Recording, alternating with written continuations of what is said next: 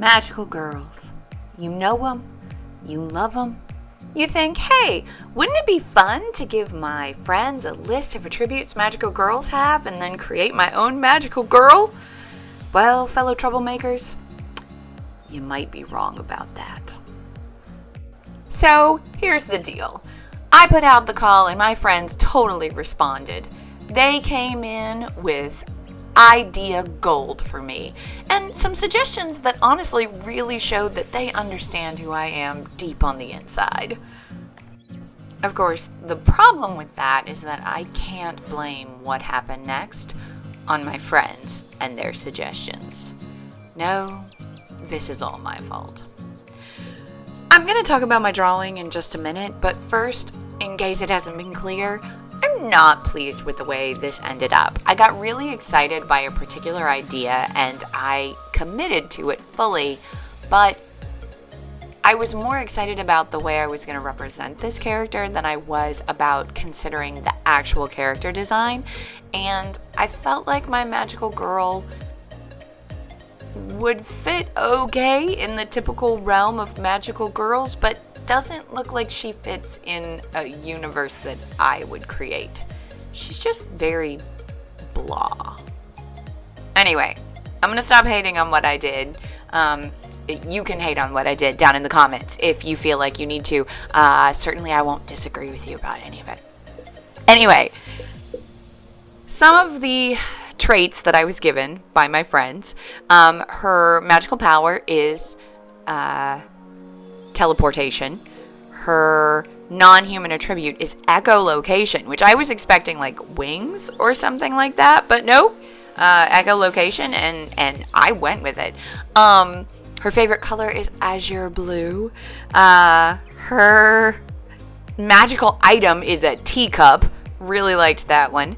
Her power comes from liquid Schwartz. She has a butterfly companion. Her heroic virtue is that she borrows things to give them to the poor. Her heroic flaw is that she is irresistibly distracted by cute animals. Yeah. Was that all of them? I don't know. I might have forgotten one. Anyway, no one actually answered the secret identity question, but I did have a friend say that I could make up whatever secret identity I wanted and no one would know because it was a secret identity, and that seemed like a worthwhile and useful answer, so I went with it. I ended up coming up with the idea of this character who works in a tea house, and it's a really upscale tea house, and while she's there, she hears all of her wealthy patrons discussing how, all of the stuff that they have. And then she also lives and works among people who have nothing. And so when the liquid Schwartz grants her the magical power to teleport, as long as she passes through her magical teacup in order to do so, then she decides she's going to use that power to start redistributing wealth. So, she's a very socialist hero, shall we say. So when she uses the power of the liquid Schwartz, she transforms into, I don't know her name. I didn't come up with that.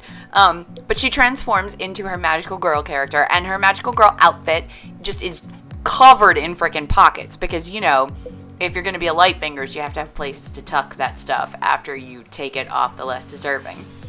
She has sort of a, I don't know what you call that thing, a headpiece. It runs vertically. It's not a tiara because it runs like down the meridian of her head, but that emphasize her echolocation powers, and she uses her echolocation to figure out where things are that she wants to steal.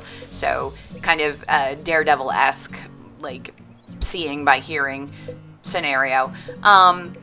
And then she's got her little flock of butterflies around her. I was actually told a butterfly, but a single butterfly, okay, forgive me for being grim, but they don't live very long, and I thought that would be sad if her companion died, so I just gave her like a flock of butterflies, because then, if one of them dies, they'll be replaced by another one. Look, I'm sorry, the natural world impedes on even magical girls.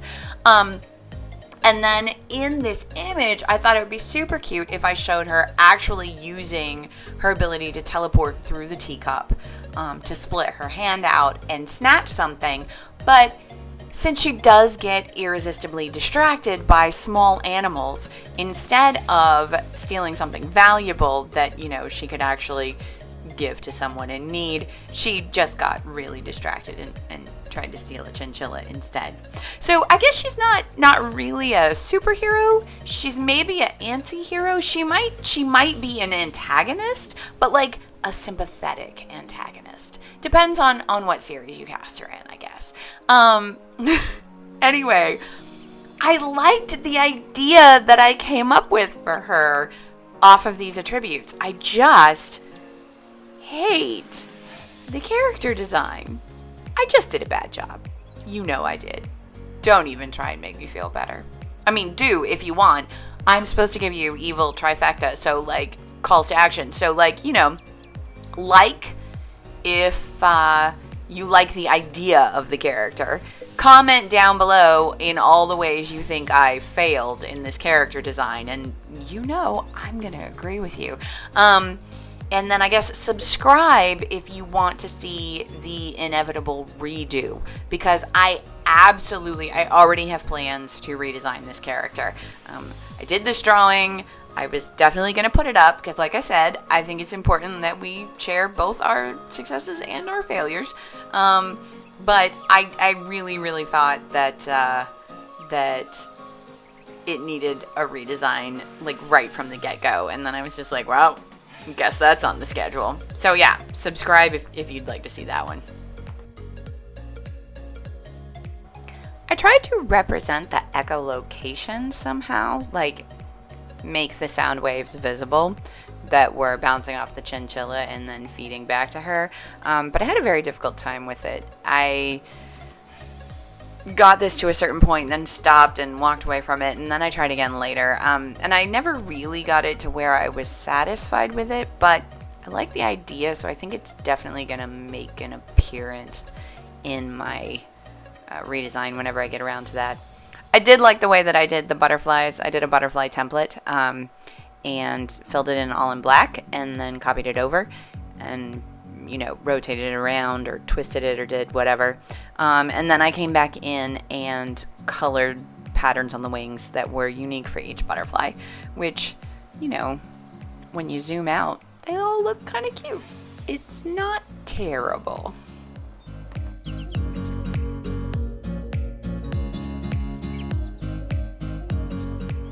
Since her predominant color was going to be azure, I did keep all of the other colors in a golden orange color range. Obviously different values, different tones, but I wanted to keep it complementary so that it didn't end up being a sea of blue.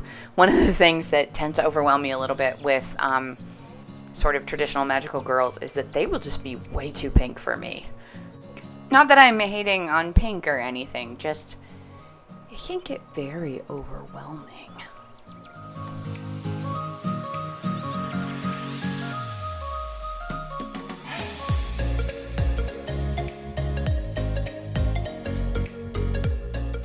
I guess the last thing that I felt like turned out pretty interesting and is worth talking about is that when I was done, I went in and tried something new for the line work.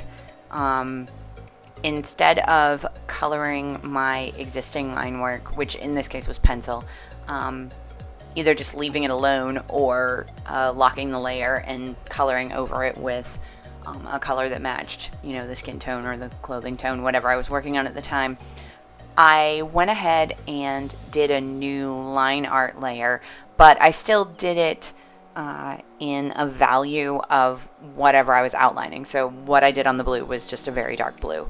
What I did on the skin was just a darker skin tone.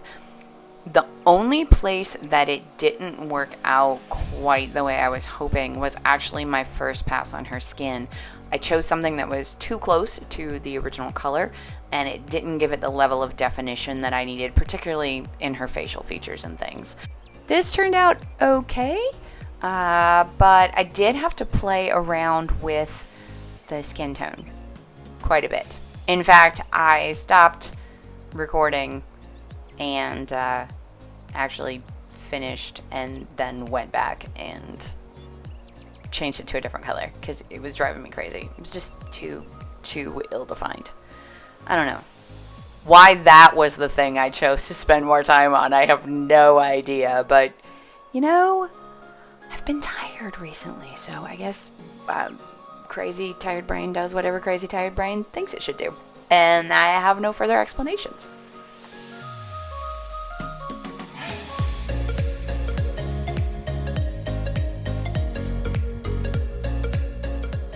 Oh yeah, last and probably also least, I decided it was weird to have the chinchilla's branch just hanging out in space, not rooted in anything. So I gave it some ground to be rooted in and then left the ground hanging out in space. And when I was done, my reaction to this piece could best be summed up by...